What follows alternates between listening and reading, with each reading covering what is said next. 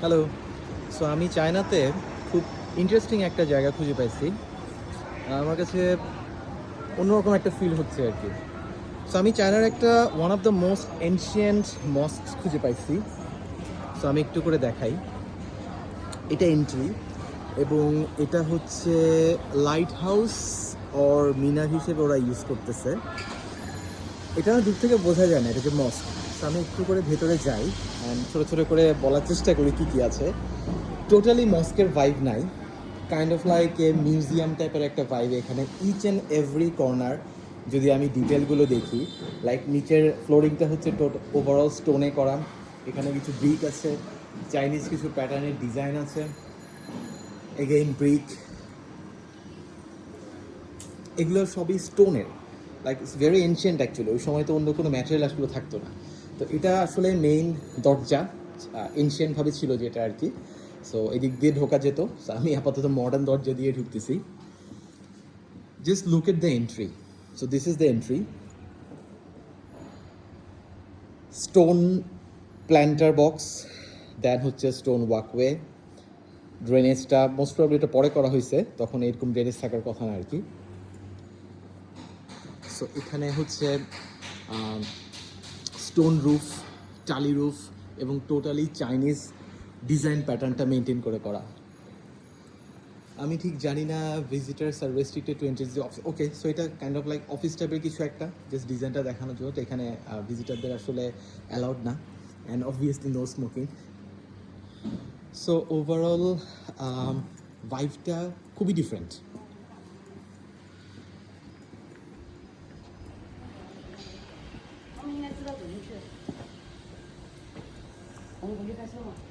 ওকে। So এটা হচ্ছে অজুখানা, অ্যাব্রিশন space. So আমি যদি এখানে একটু করে যাই, এখানে যাওয়ার কারণটা হচ্ছে আমার কাছে এই যে এই ডিজাইনটাও খুব ভালো লাগছে। এখানে খুব ডিফারেন্ট কিছু গোল্ডেন টাচের ফসেট সিঙ্ক ইউজ করা হয়েছে। This is very interesting. So এটা টয়লেট আর উজুর স্পেস। Is very beautiful. এটা একবার দেখেন।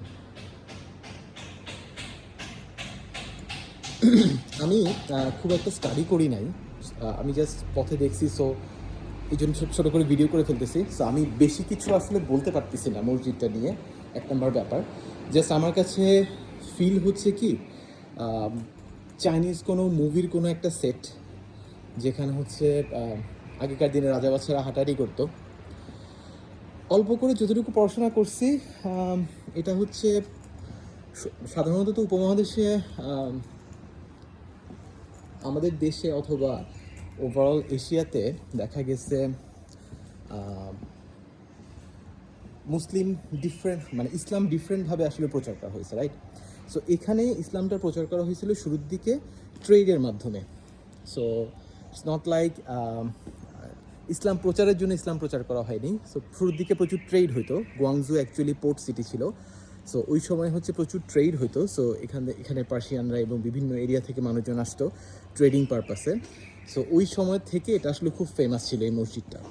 So I am not sure যে এই ডিজাইনের পেছনে আসলে ওদিকে ওই পার্সিয়ান কালচার এবং সব কিছুর কোনো হাত আছে কিনা। বাট এটা টোটালি চাইনিজ আর্কিটেকচারও বলা যাচ্ছে না, আবার টোটালি অটোম্যান আর্কিটেকচার বলা যাচ্ছে না, মিড সেঞ্চুরিও বলা যাচ্ছে না। It's a mixture but very ancient vibe.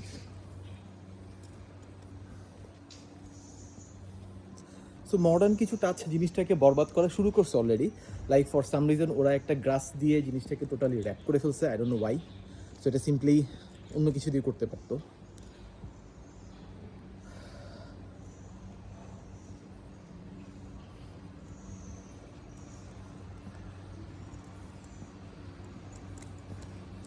আমি যতটুকু ঘাটাঘাটি করে দেখলাম যে এটা মেইনলি একটা মুসলিমদের কমিউনিটি স্পেস। দেন হচ্ছে জুমার নামাজের জন্য, ঈদের জামাতের জন্য, এবং ওভারঅল একটা এখানে তো আসলে মুসলিমদের একটু সংখ্যা লঘু। সো ওভারঅল মুসলিমদের একটা কমিউনিটি স্পেস হিসেবে আসলে এটা ইউজ করা হয়। যদিও এখন বেশ খালি, ভেতরে কিছু ফরেনার আছে, সম্ভবত সিরিয়ান অর সামথিং, আমি জিজ্ঞেস করিনি। সো ওরা জাস্ট বসে আড্ডা দিচ্ছে। আর অনেক বড় স্পেস। আমি ফার্স্টে দেখে ভাবছিলাম এখানে আমাদের দেশের মতো হয়তো মাদ্রাসাটাও আছে কিছু একটা, বাট ওরকম আসলে কিছু নাই। বাট ইজিলি মনে হয় মাদ্রাসাও আসলে করে ফেলতে পারে চাইলে। আর এখানের না মানে ওভারঅল এনভায়রনমেন্টটা খুবই কাম। মানে ওভারঅল চায়নার সাথে এনভায়রনমেন্টটা যাচ্ছে না। আমি হঠাৎ খুব একটা বিজি একটা সিটি থেকে, একটা মেগা সিটি আর একটা স্মার্ট সিটি থেকে হঠাৎ করে খুব ট্রেডিশনাল একটা জায়গায় চলে আসছি।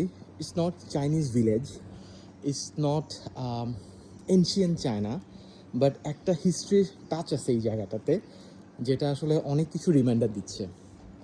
অল্প করে জাস্ট আমি মসজিদের ভেতরটা দেখাই। ভেতরটা not so gorgeous or premium or something, just plain, just প্রেয়ারের ব্যবস্থা রাখা হয়েছে আর কি। ও আর হচ্ছে কাঠ। সো এগুলো অনেক পুরনো কিছু বেঞ্চ অ্যান্ড টুলস, লাইক এই বেঞ্চটা।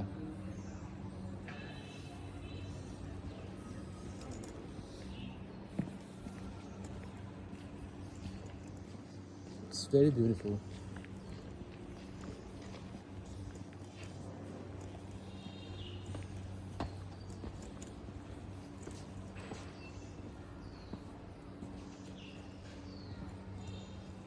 আমি ফার্স্টে দেখে কবর মনে করছিলাম, বাট বেশ কিছু একটা দিয়ে ঢাকা।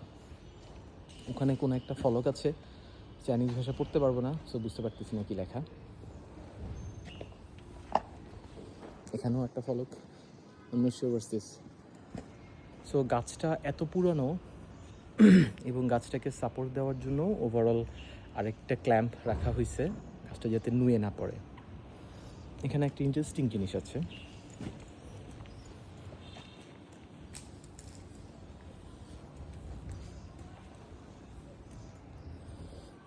এটা মনে হয় প্রথম টিউবওয়েল টাইপের কিছু একটা হবে। ওকে, সো কেউ চায়না পড়তে পারলে আমাকে জানায়েন, অথবা আমি পরবর্তীতে স্ক্যান করে পড়ে নিব কি আছে এখানে লেখা। এনিওয়েজ, সো অদ্ভুত একটা সুন্দর জায়গা। এখানে আসলে আমার কাছে মনে হচ্ছে ঠান্ডা মাথায় সকালে ফজরের পরে এসে যদি বসে থাকা যায়, অথবা লেটসে রাতের বেলা এসেও যদি বসে থাকা যায়, it's a very beautiful place. মানে নামাজ পড়া ছাড়াও, ইবাদত করা ছাড়াও নর্মালি বসে থাকা। ওয়ালাইকুম আসসালাম। নামাজ পড়া ছাড়াও বসে থাকা ছাড়াও আসলে, নামাজ পড়া ছাড়াও ইবাদত করা ছাড়াও বসে থাকার মতো আসলে খুব সুন্দর একটা জায়গা। এখানে না মানে খুবই আর্দি একটা টোনের স্মেল পাওয়া যাচ্ছে, because of the stone maybe. And চারদিকে এই যে জায়গায় জায়গায় কিছুটা শ্যাওলা জমে আছে, নট ব্যাড সেন্সের শ্যাওলা, মানে হচ্ছে শ্যাওলা জমে থাকার কারণে একটা স্মেল আসলে আসছে ঘাসের ফ্রেশনেসের। দেন হচ্ছে আর্দি একটা টোন, এনশিয়েন্ট একটা টোন। এবং মাঝে মাঝে হয় না যে আমরা আসলে কিছু জায়গা দেখলেই আসলে স্মেল পাই। সো এই রুফটা এত এনশিয়েন্ট, ম্যাটেরিয়ালগুলো দেখলে, কালারগুলো দেখলে, ডিজাইনটা দেখলে অ্যাকচুয়ালি এনশিয়েন্ট একটা স্মেল আসলে পাওয়া যাচ্ছে। This is very beautiful.